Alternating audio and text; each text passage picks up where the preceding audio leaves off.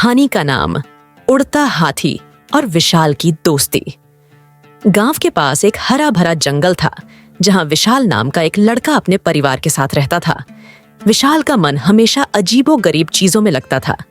एक दिन जब वह जंगल में खेल रहा था, उसने कुछ अजीब देखा। आसमान में एक हाथी उड़ रहा था। उस हाथी के बड़े बड़े पंख थे और उसकी आंखें चमक रही थीं। विशाल ने अपनी आंखों पर यकीन नहीं किया। वह डरते डरते उस हाथी के पास गया और धीरे से बोला, तुम कौन हो और कैसे उड़ रहे हो? हाथी ने मुस्कुराते हुए कहा, मेरा नाम है उड़न और मैं एक जादुई हाथी हूं। मुझे एक जादुई पेड़ ने ये पंख दिए हैं। मैं तुम्हारे जैसे किसी दोस्त की तलाश में हूं। विशाल को बहुत खुशी हुई। उसने कहा, मैं तुम्हारा दोस्त बनूंगा। हम साथ में क्या कर सकते हैं?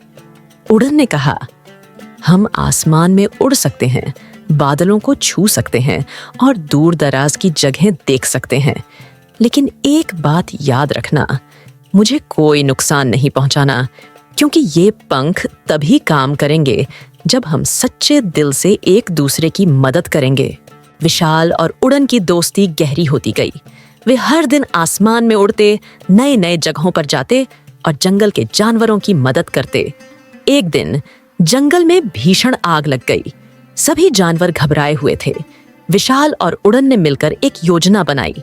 उड़न ने विशाल को अपनी पीठ पर बिठाया और उन्होंने आसमान से जंगल के तालाब से पानी उठाकर आग पर डालना शुरू किया। कुछ ही समय में आग बुझ गई और सभी जानवर सुरक्षित हो गए। सभी ने विशाल और उड़न की बहादुरी की तारीफ की। विशाल ने उड़न से कहा, तुम मेरे सबसे अच्छे दोस्त हो। तुम्हारी मदद के बिना यह संभव नहीं था।